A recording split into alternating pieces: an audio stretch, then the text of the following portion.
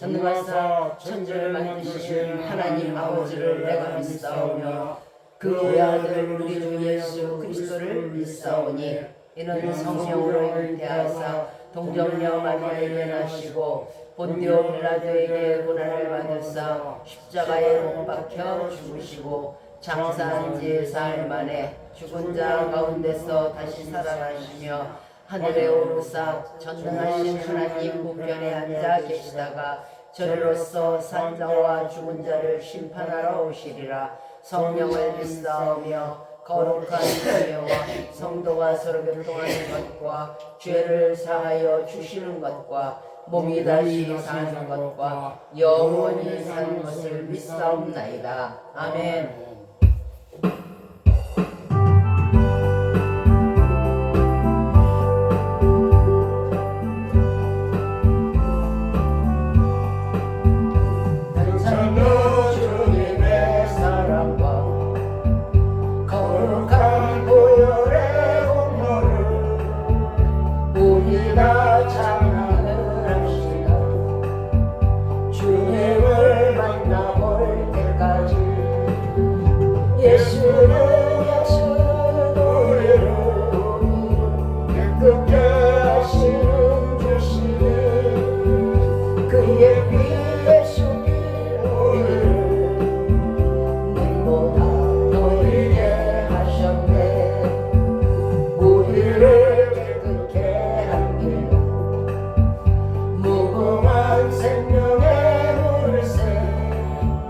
생명을 구원한 친구들 하나님 찬양을 합시다. 예수는 우리를 기쁘게 하시는 주시니 그의 피 예수 피 우리를 눈보다 더 희게 하셨네. 주님의 깨끗한 보혈 날마다 입으로 간증해 담대히 싸우며 나가세. 천국에 들어갈 때까지 예수는 우리를 깨끗게 하시는 주시니 그의 피 예수 피 우리를 눈보다 더 희게 하셨네. 십자가 든든히 붙잡고 날마다 이기며 나가세. 머리에 멜류관 쓰고서 주 앞에 찬양할 때까지 예수는 우리를 깨끗게 하시는 주시니 그의 피 예수 피 우리를 눈보다 더 희게 하셨네. 오늘 말씀은 히브리서 11장 1절부터 6절까지입니다. 제가 가진 성경 신약성경 365면이고요. 신약성경 365면 히브리서 11장 1절로 6절입니다. 작죠? 한 절씩 같이 교독하기로 하겠습니다. 제가 먼저 히브리서 11장 1절을 읽도록 하겠습니다. 믿음은 바라는 것들의 실상이요 보지 못하는 것들의 증거니 선진들이 이로써 증거를 얻었느니라.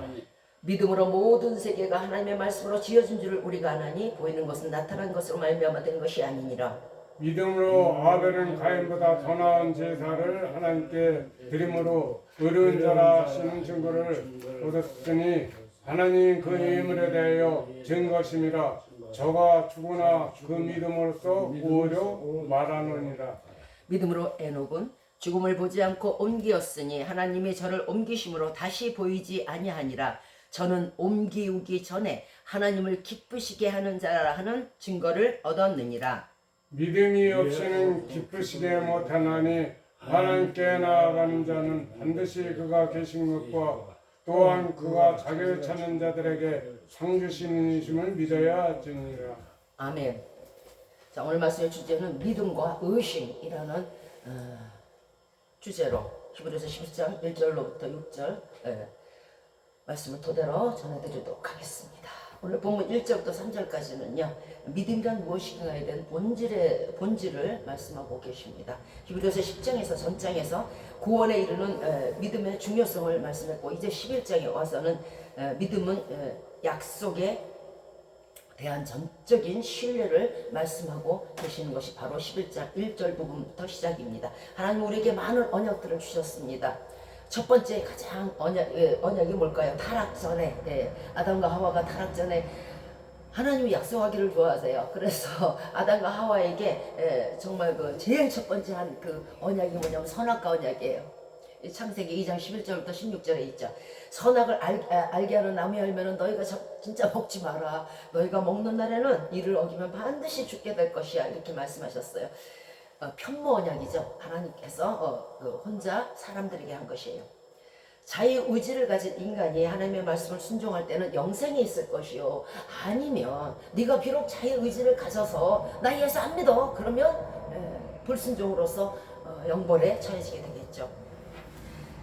자, 타락 후 인간에게 주신 언약은 바로 여자의 후손의 언약입니다. 이제 타락하고 나서 아담과 하와도 이제 죽어야 되고 모든 동식물이 다 죽어야 돼요. 어떻게 해요? 죄 때문에 다 죽어야 되는데 하나님께서는 그들을 살리고 싶은 거예요. 또 아담과 하와의 후손들까지도 살리고 싶은 거예요. 그러니까 할 수 없이 이제 여자의 후손의 언약을 주세요. 여자의 후손이란 무엇이에요? 자, 여자가 난 자가 마귀의 머리를 깨뜨려서 이제 인류를 구원하시겠다는 그런 구원의 약속. 이것이 후손에 대한 언약이었어요. 자, 창세기 33장 15절이죠. 한 완전한 자가 뱀이 유혹했던 바로 그 여자의 후손으로 태어나는 거예요. 예, 그래서 뱀의 머리를 깨뜨리시고 뱀은 그의 뒤꿈치를 상하게 한다는 거죠. 발뒤꿈치 상해도 안 죽어요. 그런데 머리는 깨지면 죽어요. 이후에 이제 마태복음 1장 16절에서 갈라디아서 4장 4절에서 또한 계시록 12장 9절에서 그리스도께서 십자가에서 죽으시나 3일 만에 다시 살아나셔서 부활하심으로 말미암아 뱀으로 상징된 사단을 전부 멸하실 것을 세 구절에서 말씀하고 계세요. 자, 인간과 지금 두 가지는 편모 언약이었고요. 인간과 맺은 쌍모 언약, 최초의 쌍모 언약이 뭐냐면요, 신에서 율법 언약이에요. 이게 출애굽기 15장 5절 말씀인데 율법을 지키면 너희가 살 것이고 율법을 어기면 너희가 정령 죽을 것이고 저주를 받고. 예. 자, 그 다음에 다윗 언약이 있어요. 다윗 개인에게 한 언약이죠. 이건 아마 우리에게도 통용이 되리라고 싶어요. 다윗에게 다윗이 귀가 3개 있고 눈이 4개 있는 거 아니잖아요. 우리에게도 한 사람 한 사람에게 다 언약을 주셨을 거예요. 내가 너를 어떻게 쓸 거야. 너는 어디에 가서 목회해. 너는 어떤 교회를 지어. 너는 어떤 집사가 돼. 너는 어떤 장로가 돼. 너는 어떤 전도사가 돼. 이렇게 다 한 사람 한 사람마다 이걸 뽑는다 그래요. 뽑아요. 왜 우리가 상추를 이렇게 쭉 심어놓고 나면 거기서 뽑는 게 있어요. 자기가 당신이 먹을 만한 걸 뽑는 거죠. 자, 다윗 언약을 시작으로 해서 인간 한 사람 개개인에게 다 언약을 주셨어요. 사무엘하 7장 4절 말씀 이하의 말씀에서 다윗 왕의 위를 영원히 그 후손에게 견고케 하리라. 이 왕이요, 자신의 자신의 왕위를 자손들에게 남겨놓는 게 주는 게 쉬운 게 아니에요. 어떤 왕들은 자손이 없어. 도대체가 아들이 안 나오네. 그래서 할 수 없이 여왕이 올라올 때도 있고요. 또 어떤 왕은 대가 끊어져서 절대로 후손을 보지 못해서 급기야는 조카라든가 아니면 저 멀리 있는 친척 있잖아요. 옛날에 유배 갔던 무슨 사촌의 형님의 큰아버지의 큰아버지의 그 아주 어린 아들이 거제도에 유학 갔고 제주도 유배를 갔는데 걔를 도로 데려와라. 그 왕손이니까 그거라도 갖다가 왕위를 올리고 이랬어요. 그래서 사람이 그 왕위를 계속적으로 잇는다는 건 쉬운 게 아니에요. 절대적으로 어려워요. 사람이 100년 대계는 없는 거예요. 100년 대계는 없어요. 그 나라마다요. 100년 동안 부흥한 나라가 없어요. 우리 개개인에게 그런데 100년이 아니라 더 많은 세월을 하나님께서 다윗의 언약을 세우시면서 네가 다윗처럼 나를 따르고 네가 다윗처럼 나를 섬기고 네가 다윗처럼 나를 사랑할 때 네가 다윗처럼 나의 말씀을 들을 때는 다윗의 위와 같이 믿는 자가 너에게서 끊이지 아니하고. 믿는 자가 뭘까요? 왕같은 제사장. 왕같은 제사장이 뭐예요? 왕이잖아요. 너의 왕위가 지금 우리가 이렇게 보기에는 다 똑같아 보이죠? 아유, 저 집사님 뭐 아유 예, 저 전도사님 뭐 아유 저 성도님 뭐 다 똑같이 보이죠? 아니에요. 아니에요. 이마에 왕자가요 번쩍번쩍해요. 달라요. 사람의 눈으로 보는데도 그런데 하나님 눈으로 오직 하시겠어요. 엄청나게 하나님은요 그 왕자가 또렷하게 보이실 거예요. 하나님 앞에서 우리 모두가 한 사람 한 사람 다 제사장이요, 한 사람 한 사람 다 왕 같아요. 그러므로 우리의 왕위가 우리 후손에 계속적으로 전해지고, 우리가 전도한 사람들이 또 계속적으로 전해져서 너의 왕위가 우리 아버지가 누구예요, 우리 선조가 누구예요, 우리 선조의 선조가 누구예요, 고조가 누구예요, 이 이름이, 여러분의 이름이 계속적으로 전파된다는 거예요. 이것이 왕위가 끊어지지 않는 거예요. 자, 그 다음에 마태복음 26장 27절 이하에서 새 언약이 있어요. 또 누가복음 22장 10절에서도 히브리서 8장 10절에서도 그리스도를 믿으면 구원을 얻게 된다. 이것이 새 언약이에요.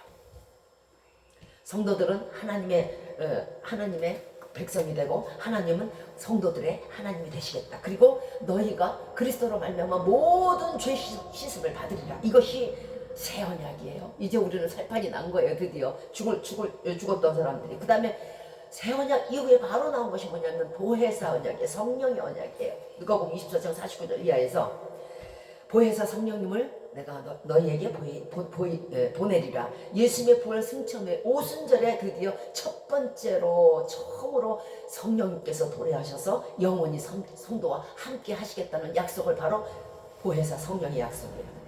자, 마지막으로 언약이 하나 있어요. 우리에게 주신 언약. 그게 뭘까요? 재림의 언약이에요.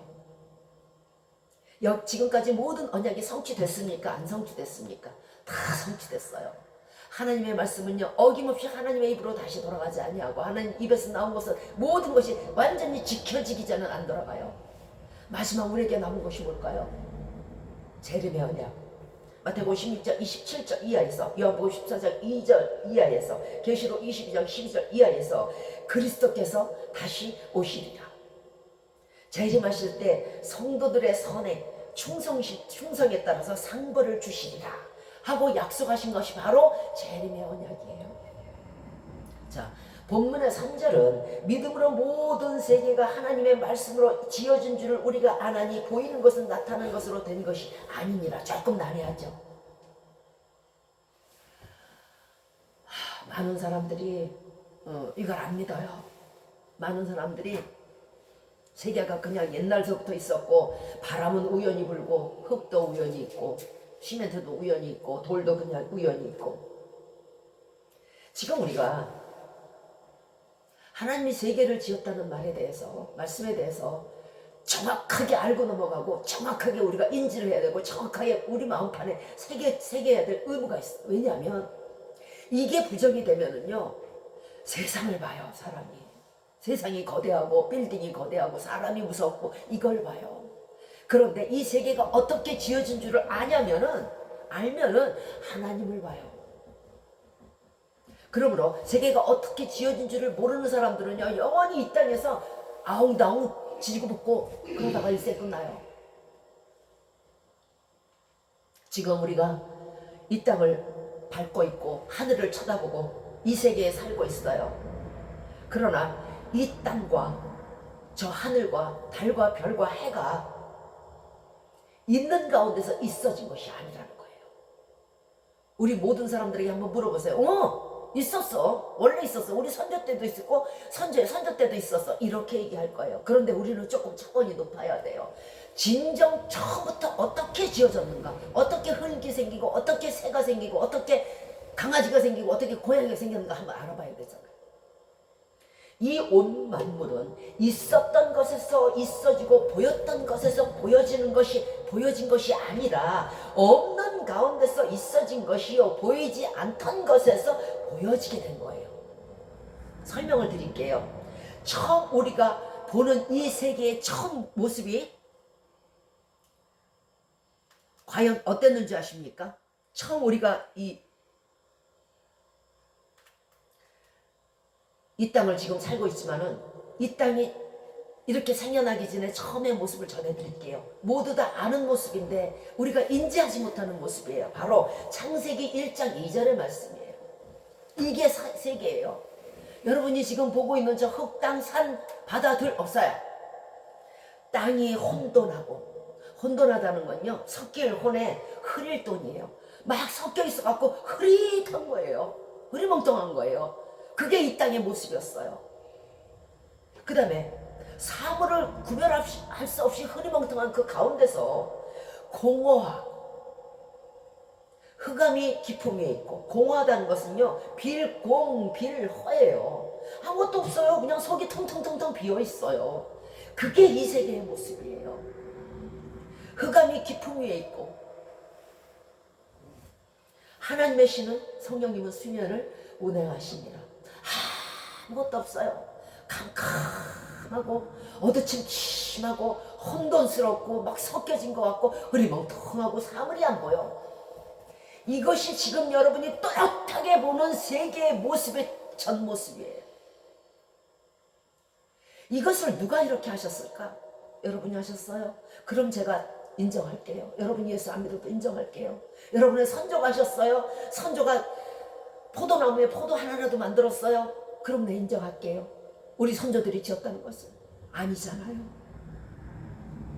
지금 우리가 살고 있는, 보고 있는, 그리고 밟고 있는 이 세계의 처음의 모습이 이랬어요. 여기에서 지금 우리가 보는 모습이 탄생한 거예요. 산이 있고 들이 있고 새가 있고 나무가 있고, 하나님이 가라사대 빛이 있으라 하심에 빛이 있었고, 이 빛이 그때 생긴 거예요. 어둠 속에서 캄캄하고 공허했어요. 또 하나님이 빛과 어둠을 나누셔가지고 하나는 낮, 밝은 건 낮, 어두운 건 밤, 이렇게 하신 거예요. 그래서 낮과 밤이 된 거예요. 처음부터 낮과 밤이 있었던 게 아니에요. 그 다음에 궁창이라는 건 하늘, 궁, 불을 창이에요. 불은 하늘을 만드시고 물을 나누어서 같이 섞여 있는 상황이었거든요. 이걸 나눠서 물은 밑에 있어, 하늘은 올라가 있어, 물 위에 있어, 이렇게 나누신 거예요. 누가 나눴어요? 우리 선조가 나눴어요. 자, 또 물을 모아서 물아 다 몰려와서 한 큰 덩이를 만들었어요. 이게 뭐냐면 바다예요. 우리 선조가 뭐 바켓으로 물 한 양동이라도 갖다 부었어요? 사람이 한 게 아니란 말이에요. 사람은 할 수 없단 말이에요. 묻이 드러나게 하시고 땅을 지으셨습니다. 이후에 나무와 풀과 작은 새와 짐승과 사람을 지으셨어요.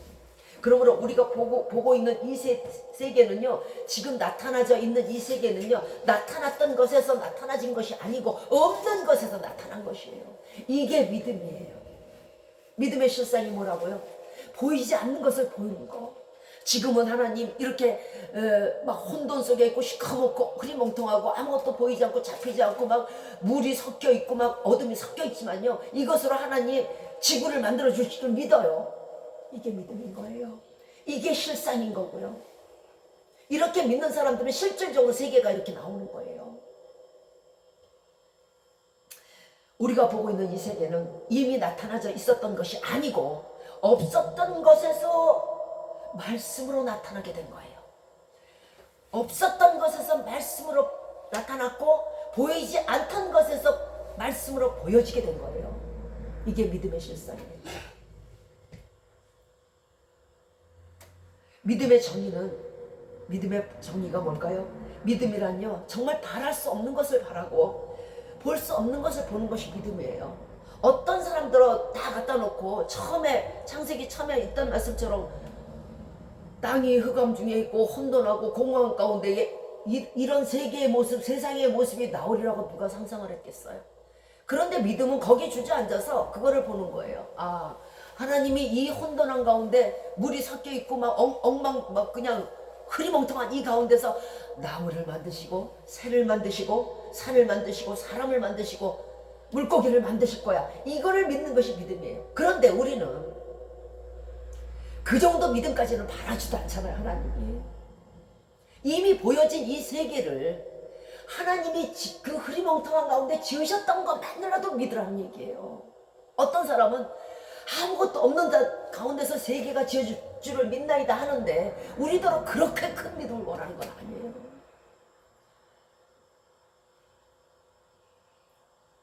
이 보여지는 세계 남아 하나님이 어떻게 새를 만드시고 어떻게 사람을 만드셨고 어떻게 너를 지으셨는지 그거라도 좀 믿어라. 그것도 안 되겠습니까? 히브리서 11장은 우리가 흔히 믿음의 장이라고 해요. 또 히브리서 11장 안에 믿음이란 말씀이 21번이나 나와요. 또 히브리서 11장은요 믿음의 위인들의 장이에요. 역대 믿음의 위인들의 이야기가 계속적으로 기록되어 있기 때문이에요. 자, 이 역대 위인들, 우리가 아는 정말 아벨서부터 시작해서 아브라함, 다윗 이런 사람들이 도대체 무엇으로 살았을까요? 밥 먹고 살았을까요? 무엇으로 살았을까요? 이 사람들은요 밥 먹고 입고 자고 쓴 건 남는 게 아니에요. 다 썩는 거니까. 그런데 딱 한 가지 안 썩는 게 있어. 그게 뭐냐면 믿음이야. 믿음은 안 썩어요. 히브리서 11장 4절에 믿음으로 아벨은 가인보다 더 나은 제사를 드렸고, 또 히브리서 11장 5절에 오늘 본장의 말씀에 믿음으로 에녹은 죽음을 보지 않고 옮겼고, 다 믿음이 앞에 들어가요. 죽음을 보지 않고 옮겨온 사람이 3명 있어요. 에녹, 그리고 멜기세덱, 그 다음에 엘리야예요. 자, 히브리서 11장에서 믿음으로 노아는 아직 보지 못하는 일에 경고를 받아서 방주를 예비하여 그 집을 구원하였고, 자, 요것도 믿음이죠. 그 다음에 8절에서 믿음으로 아브라함은 갈 바를 알지 못하고 장래 기업으로 받을 땅에 아무것도 본토와 아비를 다 버리고 친척을 버리고 갔고, 자, 계속해서 믿음으로 사라는, 믿음으로 이삭은, 믿음으로 야곱은, 믿음으로 요셉은, 믿음으로 모세는, 믿음으로 삼손은, 믿음으로 사무엘은, 믿음으로 입다는, 믿음으로 라합은, 계속 우리의 믿음의 선진들의 이름 앞에 무엇이 나오냐면 그들이 어떻게 살아서 우리의 선진이 되었고, 그들이 어떻게 살아서 하나님의 사랑을 받았고, 그들이 어떻게 살아서 지금도 이 성경 속에서 내 이름은 없는데 반짝반짝하고 있는가. 뭐예요? 믿음으로 살아서 그런 거예요.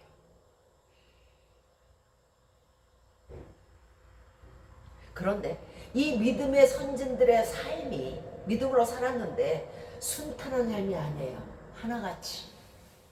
모세는 하나님의 백성과 함께 고난을 받았으며 구차히 피하지 않았고, 믿음으로 악한 형벌을 많은 사람들이 받았고, 히브리서 11장 36절 이하에서는 어떤 이들은 희롱을 받았고, 어떤 이들은 채찍질과 어떤 이들은 결박을 받았고, 옥에 갇혔고, 돌로 쳐져 죽었고, 톱으로 켜서 죽었고. 톱으로 켠다는 게 얼마나 기가 막힌 일입니까? 결박과 칼에 죽었고, 양과 염소의 가죽을 입고 떠돌아다녔고, 궁핍함과 가난과 학대와 환난을 받았어요.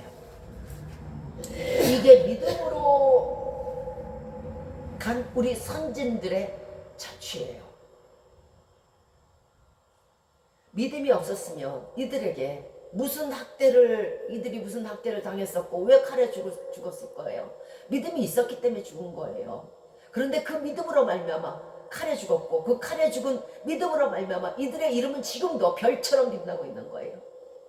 이들의 죽음이 누추하다고 누가 말할 수 있겠어요? 가장 화려한 죽음, 가장 복된 죽음, 가장 참 믿음의 선진들이에요. 자, 그러면 이들이 왜 이런 궁핍함과 가난과 죽음을 자초했을까요? 그 해답이 오늘 본장 히브리서 9장 본장 15절과 16절에 나와 있어요.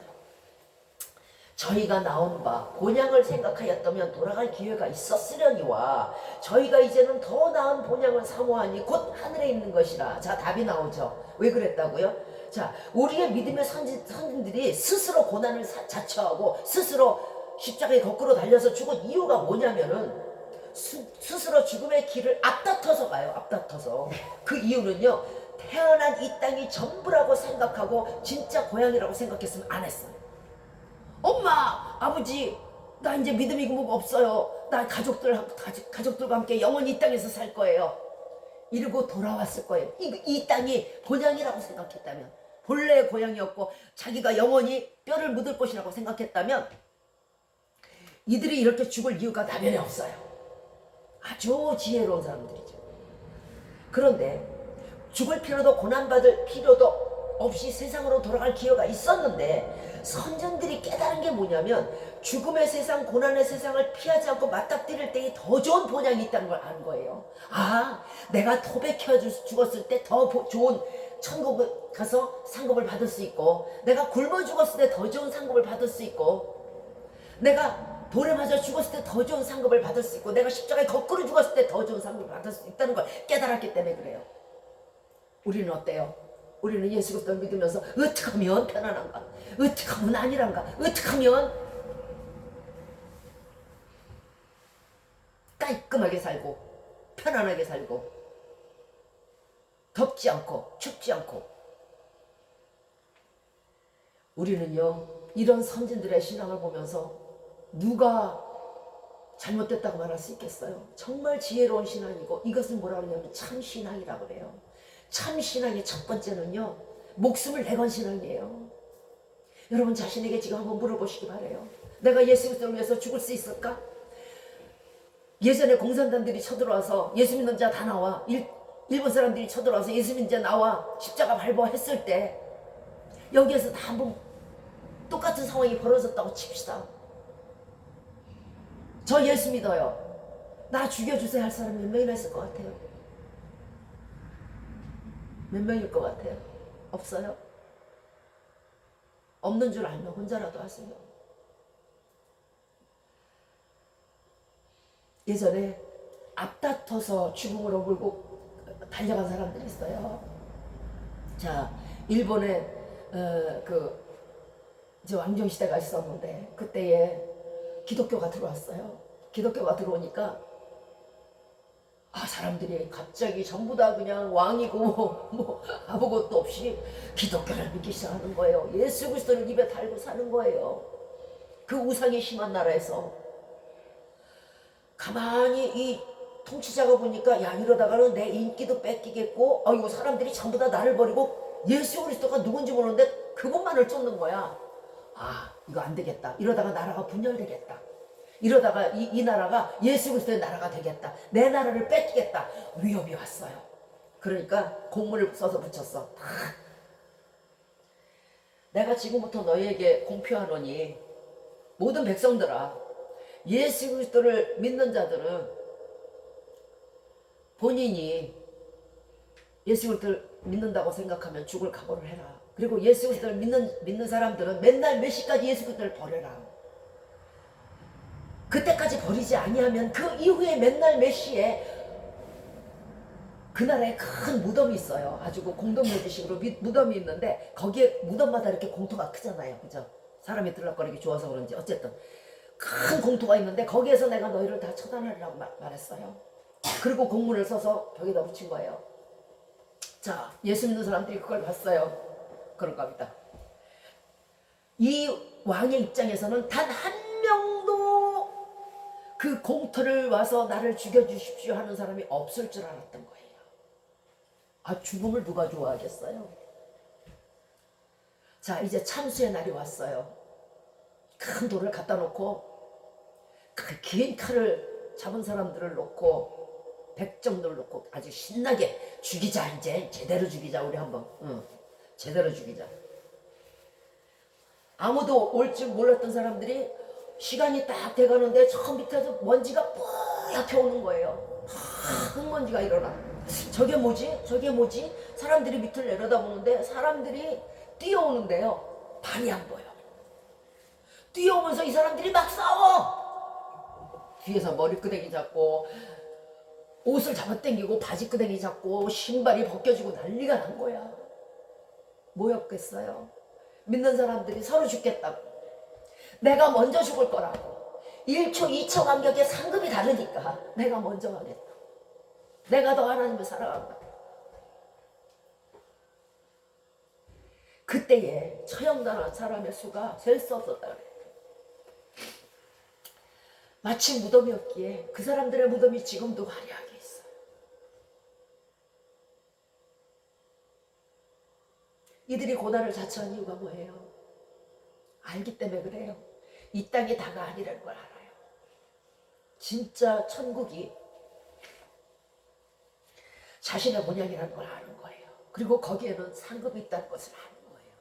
여러분, 이 땅이 천국이면요, 여기는 불의가 없어야 돼요. 이 땅이 천국이면요, 이 땅은 아픔이 없어야 돼요. 이 땅이 천국이면 여기는 병이 없어야 돼요. 이 땅이 천국이면 사기가 없어야 되고요. 이 땅이 천국이면 도둑이 없어야 되고, 이 땅이 천국이면 살인자가 없어야 되고, 이 땅이 천국이면 일이 없어야 되는 거예요. 그런 게 있다는 것은 이 땅은 내 땅이 아니라는 거예요. 우리가 살 본향이 아니라는 거예요. 하나님은 우리를 그렇게 짓지 않으셨어요. 정말 행복하기 원하시고 에덴 동산처럼 우리가 정말 잘 살기를 원하시는 분이 하나님이에요. 이런 땅에 우리를 영원히 두실 것 같습니까? 세상의 저주 중에 그런 저주는 없어요.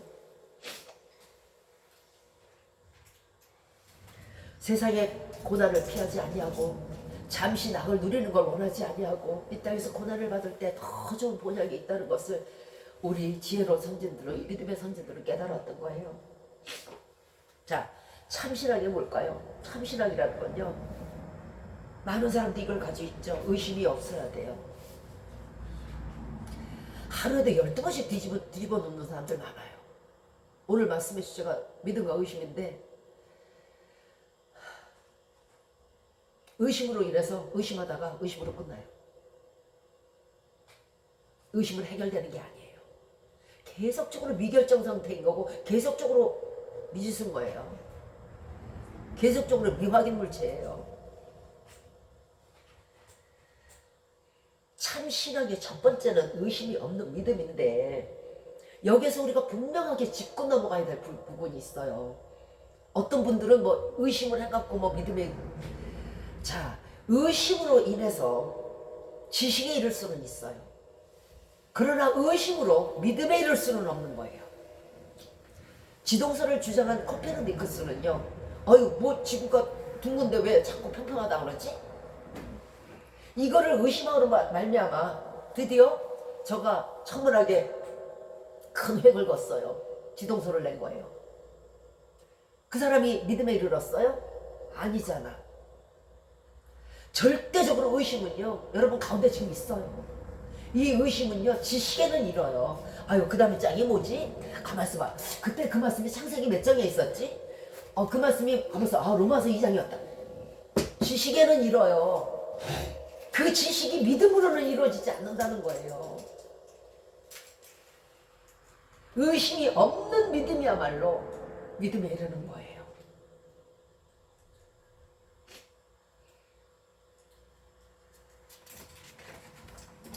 자, 우리도 수학 공부 같은 거 이제 수학을 공부하면서 이게 왜 답이 이렇게 나오지? 하면서 이게 어떻게 돼서 뭐 루트가 이렇게 되지?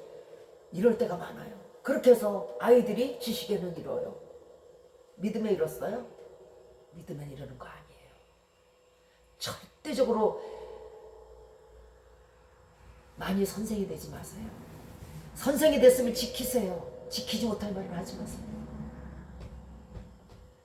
우리는 의심으로 말미암아 예수님께 책망받은 일들을 기억할 거예요. 한두 가지가 아니잖아요. 마가복음 4장 35절 이하에서, 자, 이제 제자들과 함께 예수께서 배에 오르셨어요. 야, 건너편으로 가자. 오늘 여기는 이제 일이 끝났으니까 건너편으로 가자. 그랬더니 가는 도중에 그 배에 큰 광풍이 일어나고 놀이 일어나가지고 배에 꽉꽉 물결이 부딪히는 거예요. 배가 뒤집히기 1초 전, 0.1초 전이 됐어요. 그런데 예수께서는 고물에서 베개를 비고 주무시고 계신 거예요.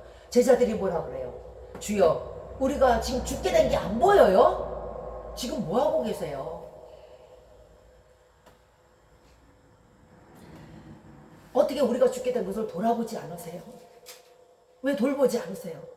이렇게 원망했어요. 그러니까 예수님께서 바람에게 명하여서 바람이 잔잔해지고 물결이 잔잔해졌어요. 그리고 나서 예수님께서 그들에게 말했습니다. 어찌하여 무서워하느냐? 너희가 어찌 그리 믿음이 없느냐?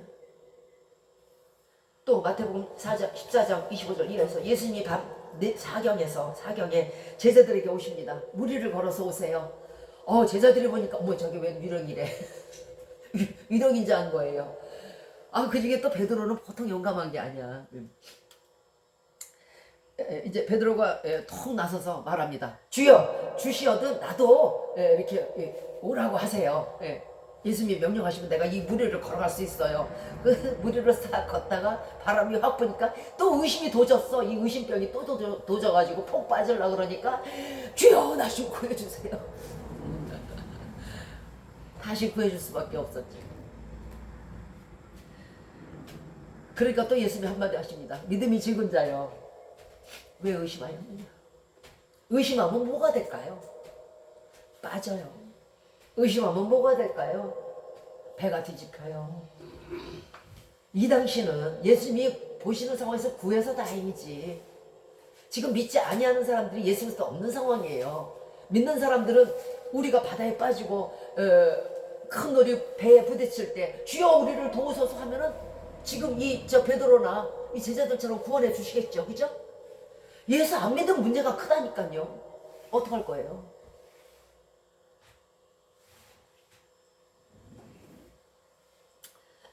예수를 믿어도 믿음이 없으면 이렇게 바다에 빠지는데, 예수를 안 믿으면 바다에 빠지고 놀이 부딪힐 때 누가 구원해 줄 거예요?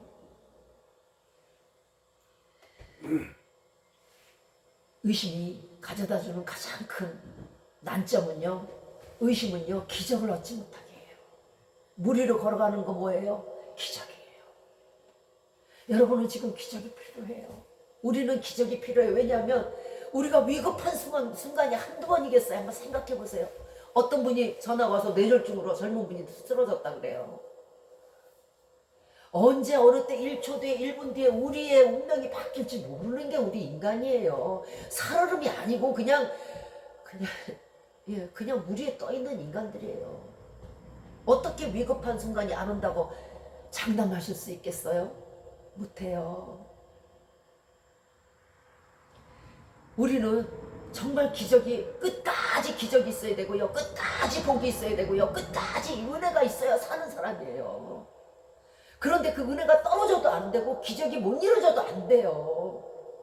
진짜 큰 병에 걸리면 기적이 있어야 돼요. 그런데 이 의심으로는요, 기적을 못 얻게 해요. 무리를 못 걷잖아. 바다를 잠잡지 못하잖아. 그러니까 기적을 못 얻게 하는 거예요. 우리는 성도 중에 확실한 믿음이 없이 무엇을 먹을까, 무엇을 마실까, 우리 하나님이 과연 나를 살게 해주실까, 월급을 주실까, 온통 별의별 생각들을 다 해. 마치 이 땅에 살아가는 것이 가장 최고인 것처럼, 다인 것처럼 초점을 맞추고 살아가요. 우리는 이런 사람들을 뭐라 그러냐면요, 이방인, 나라가 달라. 달을 잊자, 나라 방자. 나라가 달라. 사는 나라가 달라. 우리는 계속적으로 하나님만 바라보면서 하나님이 도와주시겠지 하고 있는데, 이 사람은 지금 세상에서 세상 걱정만 하고 있는 거야. 나라가 달라. 이방인이야. 마태복음 6장 31절에서 그러므로 염려하여 이르기를 무엇을 먹을까, 무엇을 마실까, 무엇을 입을까 하지 말라. 이는 다 이방인들이 하는 것이요, 너희 천부께서 너에게 그런 것이 다 있어야 될 줄 아신다. 지어놓고 버리는 사람 봤어요? 애 낳아놓고 팽개치는 거 봤어요? 아니잖아요. 우리 고양이가 새끼를 낳는데 엄청 잘 돌봐요. 고양이도 그런데 너희 아비가 악할지라도 너에게 좋은 것을 줄지 알거든. 하물며 하늘에 계신 너희 아버지. 우리가 생활 속에서 무엇을 먹을까, 무엇을 마실까, 무엇을 입을까, 없으면 어떡하지, 나 생활비 없으면 어떡하지, 굶어 죽게 되면 어떡하지, 이 의심이 무서운 것은요, 바로 하나님을 부정한다는 거예요. 이 의심 속에 있는 게 뭐냐면 하나님 없다예요. 예수님은요, 너희 천부께서 이 모든 것이 너에게 있어야 할 줄을 아시느라고 말씀하셨는데 그것을 모르신다고 대답하니 이게 부정이지 뭐예요. 천부가 없다는 얘기잖아요. 그러므로 생활의 모든 염려는 하나님을 의심하는 결과를 가져와요. 얻을 것도 못 얻어요. 이방인이란 예수 믿지 않는 사람들도 있겠지만은요, 예수 믿는다는 사람들도 이방인이 얼마나 많은지 몰라요. 생활의 염려, 무슨 염려. 아주 이런 사람들이 문제가 되는 게 뭐냐면 당신 혼자 하세요. 당신 혼자 하세요. 제발 퍼뜨리지 마세요. 옆 사람에게 와서 아우 나 이번 달에 생활비 없는데 어떡하지? 아우 이번 달에 우리 저기 뭐야 자녀가 대학 입학금 있어야 되는데 어떡하지? 하지 말라고. 혼자 고민하고 혼자 하나님과 해결하라고. 왜 그걸 옆 사람까지 퍼뜨려가지고 믿음 약한 사람들이 또 연약해서 하나님은 등록금도 안 주시는 분이구나. 하나님은 생활비도 안 주시는 분이구나. 하나님은 뭐 쓸 것도 안 주시고 낼 것도 안 주시는 분. 왜 이렇게 인식하게 만드냐고. 은근하게. 귀신이 그냥 확 오는 거 아니에요. 우는 사자처럼 확 달려들다가도요 실질적으로 먹을 때는요 굉장히 조심스럽고요 아주 섬세하고요 예민해요. 무식하게 확 달려들지 않는다고. 생활은요 우리 생활 속에 하나님이 계신 게 아니고요 하나님 안에 우리 생활이 들어가 있는 거예요. 생활 속에 하나님이 있다면 생활이 크니까 우리가 염려를 해야 당연하겠지만은 그 크신 하나님 안에 우리의 생활이 들어가 있는 거라고. 그러면 그 전지전능하신 하나님 안에서 우리의 생활이 그게 뭐가 그렇게 어려워요? 무엇이 들어가 있고 무엇이 나와 있는 줄 알아야 돼. 이사야 49장 16절에서 내가 너를 내 손바닥에 새겼고 너희 성벽이 항상 내 앞에 있다 그러잖아요. 우리가 예수 믿기로 작정한 순간 손바닥에 새겨버려요. 잊지 않으시려고요. 물론 이것은 비유입니다만은 그만큼 잊지 않으시고 너희 성벽 네가 사는 곳 항상 졸지 않고 주무시지 않고 불꽃 같은 눈으로 쳐다보고 계시다는 거예요. 무엇이 부족한가? 왜 쳐다보겠어요? 잘 사네 이거 보려고 쳐다보시겠어요? 아니에요. 뭐 필요한 거 없나? 마귀가 들어오진 않나? 병마가 들어오지는 않나? 아유 감기가 오지는 않나? 뭐 무슨 병이 이거 지키고 계신다고. 성벽을 왜 지키고 계시겠어?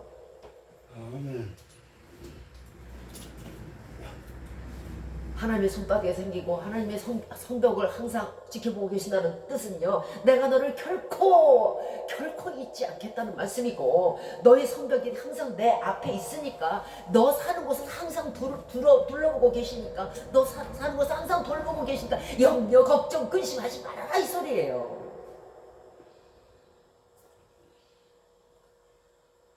의심으로 인해서 멸망한 자가 있어요. 제발 우리가 이 전처럼 밟지 맙시다. 바로 가룟 유다예요. 그는 한때 예수님의 충실한 제자였어요. 아주 최고였어요. 오직 그분 너무 신임이 두터워서 그에게 회개를 맡길 정도니까요. 회개 아무한테나 옛날에 안 맡기잖아요. 이 사람이 생각한 것은 가만히 하는 걸 보니까 사람들도 따르는 카리스마가 있지, 기적도 일으키지, 이적도 일으키지, 왕이 될 만한 자질이 있지. 이 예수가 왕이 되면 내가 한 자리 하겠구나. 이렇게 생각했어요. 그런데 어느 날 어떻게든 이 가룟 유다는 우리 이제 성도도 많아졌으니까 억샤 갑시다. 이 악한 제사장들 다 몰아내고 예수님께서 왕이 되십시오. 그리고 내가 한 자리 하겠습니다. 물론 지 얘기를 안 했겠지. 하려고 했는데 예수님이 그 말에 대해서 뭐라고 말씀하시냐면 내가 이제 죽으러 가노라. 내가 이제 십자가에 달려서 죽고 3일 만에 살아나리라. 그래서 내가 이제 죽으러 간다 하니까 이게 확 돌아버린 거야. 자기가 생각했던 예수가 아닌 거야. 이거 어떻게 하면 좋아? 자기의 그 욕망이, 자기의 소욕이, 자기의 정욕이 이제 물거품이 돼버린 거예요. 그 이후로 예수님 의심하기 시작했어. 아니, 메시아라면은 죽어도 왕이 돼야 되고, 왕이 된 자를 내가 따르면은 내가 죽어도 대신은 돼야 되는데, 이게 메시아가 아닌 거 아니야? 의심이 들어가는 거예요. 그 의심이 커지다가 뭐가 됐을까요? 예수님을 팔아버렸어.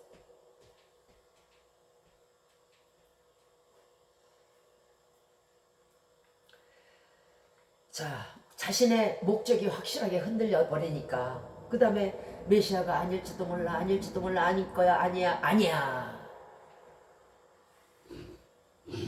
그래서 유다는 돌이킬 수 없는 멸망의 길로 가게 됐습니다. 자, 우리가 이렇게 의심을 한다는 것은 아무 도움이 안 돼요. 불신으로 가게 돼요. 의심을 해갖고 여러분이 도움이 되면 계속하세요. 털끝만큼도 도움이 안 돼요. 여러분의 영혼에 의심이란 그 객체를 결정체를 들여다보면요 미결정 상태를 말하는 거예요. 내가 예수를 믿을까? 아니야 메시아가 아닌 것 같아. 아니야 메시아인 것 같아. 메시아 계속 이러다 일평생 끝나. 이 뭐래 지금 미결정 상태 미결정. 지금도 과연 예수님이 우리 구세주인가? 나를 구원한 거 맞아? 내 죄 씻은 거 맞아? 천국에 계신 거 맞아? 천국 주인인 거 맞아? 우리 고난의 세월을 아셔? 내 생활들을 아셔?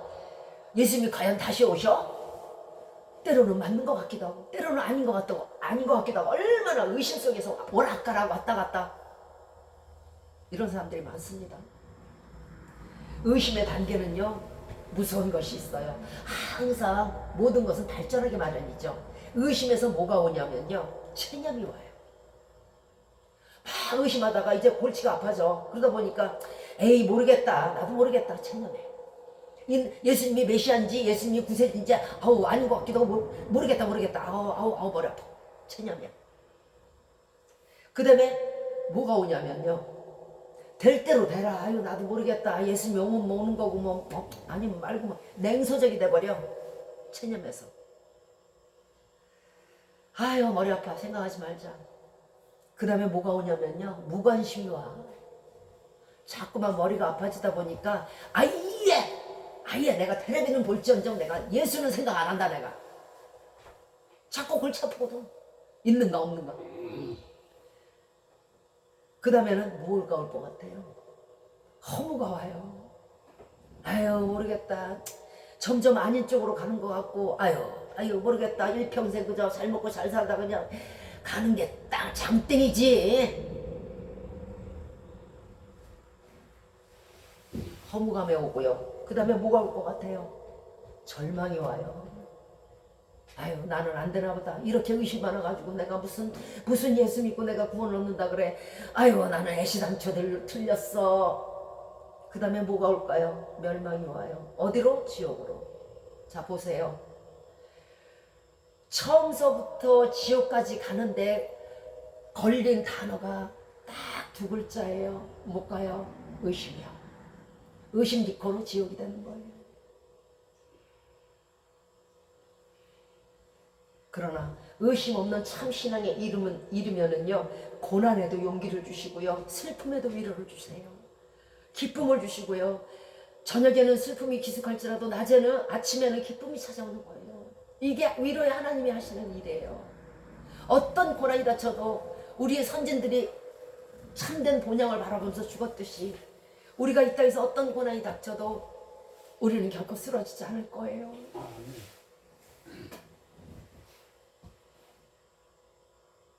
의심하는 사람들은 두 가지를 잃어요. 뭐냐면 그 첫 번째는요 기적이고요. 그 다음은요 기도응답을 받지 못해요. 왜 그러냐면 아까 기적은 말씀드렸죠. 마가복음 11장 23절에서 누구든지 이 산더러 들려 바다에 던지우라 하여 그 말하는 것이 이룰 줄 믿고 마음에 의심하지 아니하면 그대로 되리라 했죠. 자 이거 기적이에요. 이것은 우리가 의심하면 아무 기적도 일어나지 않는 거예요. 여러분 지금 기적이 필요하다 그랬죠. 여러분의 지금 생활의 위치나 명예적이나 모든 면에서 여러분들은 기적이 필요하고 저도 필요해요. 의심이 없이 한번 믿어봅시다. 여태까지 의심했다면 그 버린 세월이 아깝지 않으세요? 그만하세요 이제 그만. 예? 저도 해보니까요 아무 시작등이 없어. 자 야고보서 1장 6절에서 오직 믿음으로 구하고 조금 더 의심하지 말라. 의심하는 자는 바다에 밀려 요동하는 바닷물결 같으니 바람에 밀려 요동하는 바닷물결 같으니 이런 사람은 무엇이든지 죽게 얻기를 생각하지 말라. 지금 기도응답이 안 돼요. 의심하면은 복을 내려주시다가도 연락 아닌 것 같은데 계속 도망다니다 못 받아요. 두 가지를 잃는 거예요. 두 가지를 얻어도 모실할 판에 두 가지를 잃으면 어떻게 살아요? 우리가 기적이 필요한 위급한 순간에 우리가 꼭 필요한 것을 구해야만 할 중요한 순간에 구하지 못한다면 또 기도의 응답을 받지 못한다면 당장 내일 필요한 것들이 있는데 받지 못한다면 우리가 어떻게 이 땅을 살아가겠어요? 그러므로 믿는 자에게 의심은 정말 굉장한 걸림돌이며 장애물이며 대상이에요. 조금 더 우리 신앙에 도움이 되지 않아요. 혈루증 여인 12회를 혈루증으로 앓다가 이 사람이 병 고침 받은 게 뭐예요? 예수 그리스도의 뒤로 가서 그 겉옷만 만져도 내가 이 병에서 노연하겠다, 구원을 얻겠다는 그 심령 때문에 그러는 거잖아요. 저 옷을 만져봐야 아무 쓰잘데기 없다. 이 사람 병 낫겠어요? 자, 어떻게 믿는 것이 참 믿음이냐면요, 단적으로 말씀드릴게요. 생명이 없는 꽃 여기 있죠. 생명이 없는 새의 그림이 있어요. 믿음이란 보이지 않는 것의 실상이라고 그랬죠. 이 보이지 않는 이 조화 앞에서 여러분들은 이 해바라기 꽃의 향기를 맡을 줄 알아야 돼요. 새가 그려진 그림 앞에서 그 지저귀는 새의 소리를 들을 줄 알아야 되고요. 그 새가 눈을 깜빡이고 밑에서 위로 뜨는 것처럼 하얗게 깜빡이는 것도 볼 줄 알아야 돼요. 시커먼 공허한 바다고 흙이고 모두 뒤엉켜 있는 그 상황에서 천지 만물이 생겨날 것을 볼 줄 알아야 돼요. 이것이 믿음의 실상이에요. 여러분이 지금 가진 것에서 아무것도 없을지라도 무야 그냥 무, 혼돈, 공허 그 자체에서 이 아름다운 세계가 생겨날 것을 볼 줄 알아야 돼요. 그렇게 믿는 사람들은 실질적으로 그렇게 될 것이요, 그런 기적을 얻을 것이에요. 사람은 믿고 보이는 것을 믿을 때에 그것이 보여지는 거잖아요. 여러분이 그것을 보인 듯이 본 듯이 믿을 때에 여러분에게 그 기적이 일어날 거예요.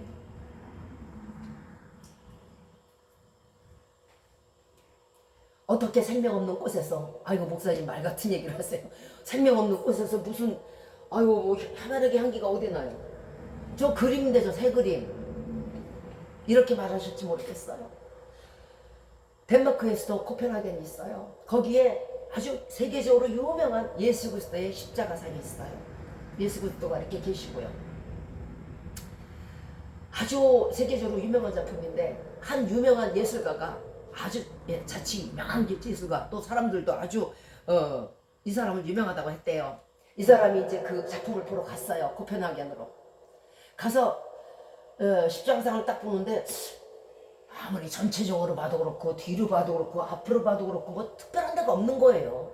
기교적인 면에서도 그렇고 뭐 없어. 뭐 부분적으로 봐도 그냥 그런가 보다. 도저히 예술성이라고 느껴지지가 않고 도저히 아무 감흥이 없어요. 거기서 그냥 끝나면 될 걸. 또 이 사람이 와가지고 어느 목사님한테 그 얘기를 해요.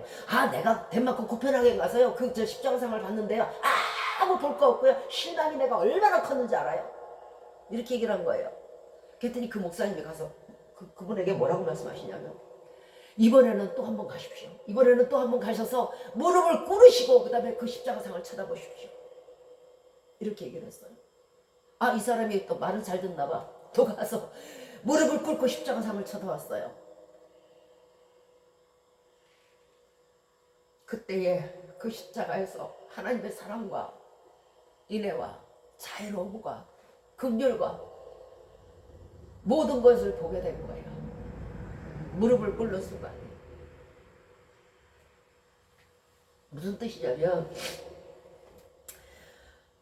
조화에서 향기를 만든 거, 새 그림에서 새의 지저귀를 듣는 거, 이 말씀이 살아있는 거, 이 말씀 속에서 예수 그리스도의 향기를 맡는 거, 이 말씀 속에서 예수 그리스도의 모습을 보는 거, 이 말씀 속에서 하나님의 모습을 보는 거, 이 말씀 속에서 천국을 보는 거, 이 말씀 속에서 지옥도 볼 줄 알아야 돼요. 이것은 어떻게 가능하다고요? 겸손하게 무릎을 꿇을 때, 겸손하게 하나님, 이 혼돈 가운데의 세계가 지어줄 줄을 믿나이다. 겸손하게 무릎을 꿇고 하나님의 권위를 인정하고 하나님을 믿을 때 그게 가능했어. 그런 사람에게 기적이 올 거예요. 교만한 마음, 오만불선한 마음, 무례한 마음, 하나님을 무시하는 가운데 절대적으로 기적은 없어요. 뭐 10원도 못 주시면서 1,000원도 못 주시면서, 이런 사람에게 다 1원이라도 줄 것 같아요? 여러분 주십니까?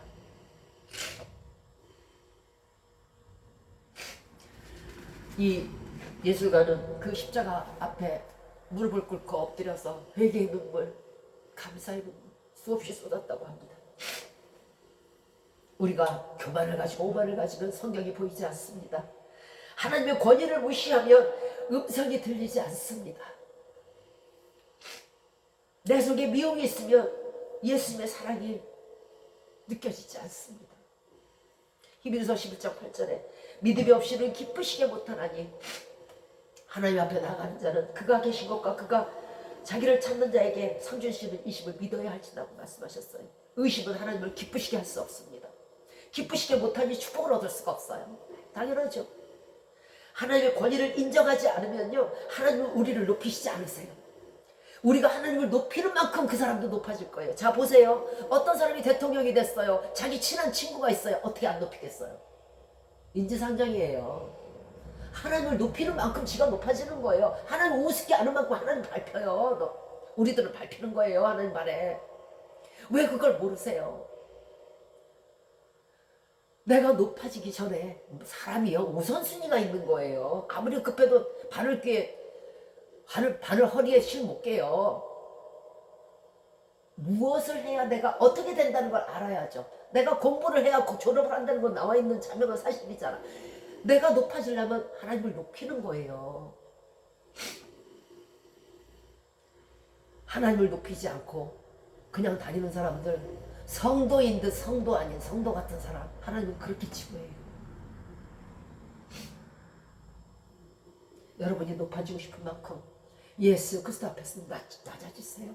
하나님을 높인다는 것은요, 자기는 낮아지는 것을 뜻해요. 마태복음 23장 12절에 누구든지 자기를 높이는 자는 낮아지고 누구든지 자기를 높이는 자는 낮추는 자는 높아지라고 말씀하셨어요. 예수님의 사랑을 받고 싶다면 먼저 예수님을 뜨겁게 사랑하시고 이웃을 사랑하십시오. 예수님의 긍휼을 얻고 싶다면 먼저 하나님 앞에서 이웃을 사랑하고 온유하고 겸손한 마음으로 이웃을 사랑하시기 바랍니다. 하나님이 기뻐하시는 신앙의 5가지는 죄를 회개하고 하나님을 기쁘시게 하는 신앙, 또 한 가지는 하나님을 믿는 신앙, 의심을 버리는 신앙이고, 하나님의 말씀에 순종하는 신앙이고, 또 예배를 드리는 신앙이에요. 신령과 진정으로 예배를 드릴 때 하나님께서 제일 기뻐하세요. 자, 왜 그럴까요? 십계명 중 4번째가 안식일을 기억하여 거룩하게 지키라 그랬죠. 이 안식일이라는 건요, 우리가 시골에 있는 부모님 댁에 찾는 것과 똑같아요. 그런데 이렇게 묻는 사람도 있을 거예요. 아니, 그러면 하나님, 그럼 평상시에 그 준비한 선물 주면 되지, 꼭 안식일을 교회에 와가지고 귀찮게 와가지고 주셔야 돼요? 이렇게 말할 수도 있겠어요. 이유가 뭐냐면요, 나 여호와가 안식일을 복되게 하여 그날을 거룩하게 하였노라. 안식일을 복되게 지정한 날이기 때문에 그래요. 부모가 언제 오라, 설날에 오라, 추석에 오라, 지정한 날이기 때문에 그렇다고. 그날에 못 가면 복이 없어요. 이것이 하나님의 언약이에요. 우리가 안식일을 무시하고 무슨 복을 얻겠어요? 우리가 하다못해 부모님 댁에 가도 아이고 내 새끼들 내려오니까, 내 자식들 내려오니까, 아이고 내 딸들 내려오니까, 내 손주 새끼들 내려오니까, 아이고 내가 찹쌀밥이라도 해야지, 이거예요. 하물며 사람도 그런데 그 부유하신 하나님이 얼마나 큰 선물을 이날에 안식일에 준비했겠어요? 우리를 만나는 시간에. 자, 한번 잘못 드린 예배로 인해서 아브라함 자손이 400년 동안 이방에서 개기됐어요. 하나님께서 제물을 드리라 그랬더니 암송아지 숫송아지 해가지고 제물을 드렸어요. 그런데 아브라함이 너무 졸린 거야. 졸려서 뭐 어찌할 바를 몰라요. 그런데 아브라함이 그거를 제물을 지켰어야 돼요. 이게 예배예요. 그런데 좋은 거예요. 그러니까 그 상황에서 솔개가 내려와서 그 제물을 막 쪼아먹었어요. 하나님께서 말씀하십니다. 네 자손이 오랜 기간 동안 이방에 객이되고 그들을 섬기리라. 뭐예요? 아브라함의 예배 한번 잘못 드린 덕분은 아니지만 그 실수로 인해서 400년 동안을 애굽살이를 했잖아요. 또 한 가지가 있어요. 사도행전 20장 9절에서 유도고라는 청년이 있었어요. 산중 유곽에서 예배를 드렸어요. 그런데 이 사도 바울이 다음 날에 다른 지방으로 가야 돼. 자기는 너무 할 말이 많은 거야. 그러니까 사람들을 모아놓고 아침서부터 저녁까지 설교를 했네. 이제 이 사람이 못 참아. 못 참고 새벽까지 가고 이러니까 못 참고 3층 들어가서 떨어 죽어버렸어요. 그러니까 사람들이 죽었다고 웅성웅성 대니까 바울이 가서 말을 해요. 아니다. 아직 생명이 있다. 조금 있다가 그 청년이 살아났어요. 이것과 마찬가지로 예배 시간은 굉장히 중요한 시간이에요.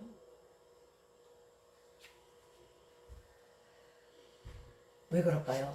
다음 세대가 와도 또 다다음 세대가 와도 너를 잊지 않기 위해서 네가 그때 예배드렸던 누구의 자손이구나, 누구의 후손이구나, 이거 잊지 않기 위해서 예배 시간에 더욱더 우리는 집중 안 해도 하나님을 집중한다는 거지.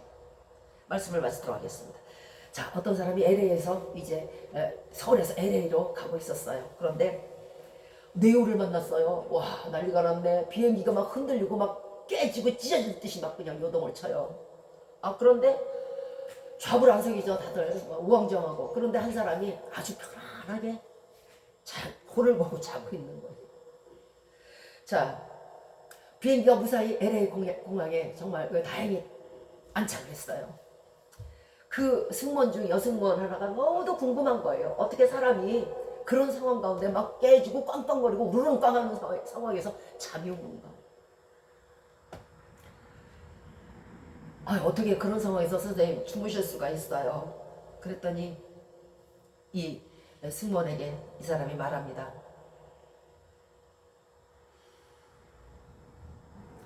나는 폭풍을 지배하시는 하나님이 이 비행기도 지배하시고 안전히 안착하게 해주실 줄 믿기 때문입니다. 여러분 생활에 어려움이 있으십니까?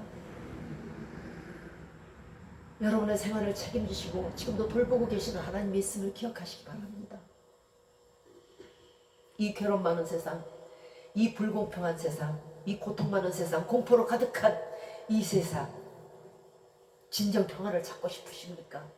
의심 없는 믿음만이 여러분을 LA 공항에 정말 편안하게 안착하게 해드릴 것입니다. 6.25 피난 시에도 옆에 폭탄이 떨어져도 아이들은 뛰어놀았어요. 어머니 곁에서.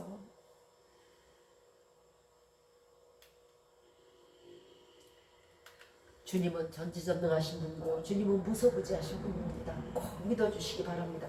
이 의심 없는 믿음으로 언제나 주의 돌보심으로 편안하고 복된 하루하루, 기쁨의 하루하루 되시기를 주 예수 그리스도 이름으로 축원드리겠습니다. 아멘.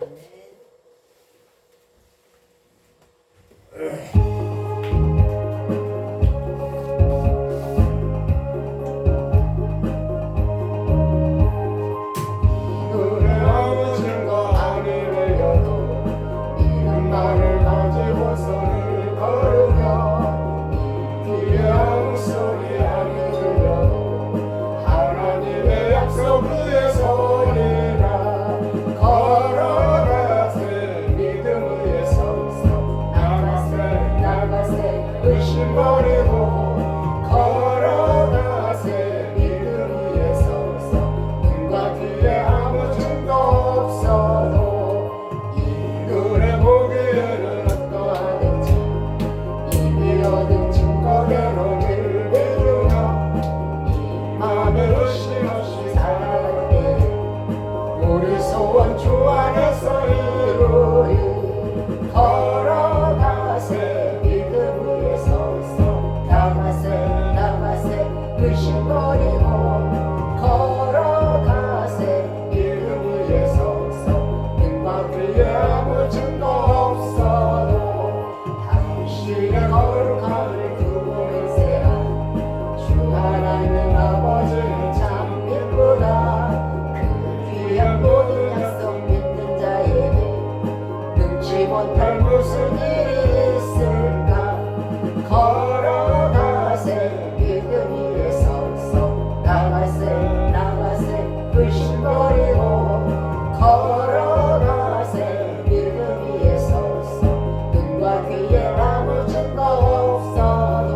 아멘. 이제 기도하시기 후로 오늘 예배를 마치도록 하겠습니다. 이제로부터 우리 주 예수 그리스도의 은혜와 하나님의 사랑하심과 성령님의 교통하심과 인도하심과 내주하심의 역사가 의심 없는 믿음으로 주의 기쁨이 되어 기적과 기도 응답을 항상 받기로 이 시간 마음에 결심하고 다짐하는 우리 모두 이제부터 영원토록 함께 하시기만을 주 예수 그리스도의 이름으로 축원드리옵나이다. 아멘. 하늘에 계신 우리 아버지여 이름이 거룩히 여김을 받으시오며 나라의 나오시며 뜻이 하늘에서 이룬 것 같이 땅에서도 이루어지이다. 오늘날 우리에게 일용할 양식을 주옵시고 우리가 우리에게 죄 지은 자를 사하여 준 것 같이 우리의 죄를 사하여 주옵시고 우리를 시험에 들게 하지 마옵시고 다만 악에서 구하옵소서. 대개 나라와 권세와 영광이 아버지께 영원히 있사옵나이다. 아멘.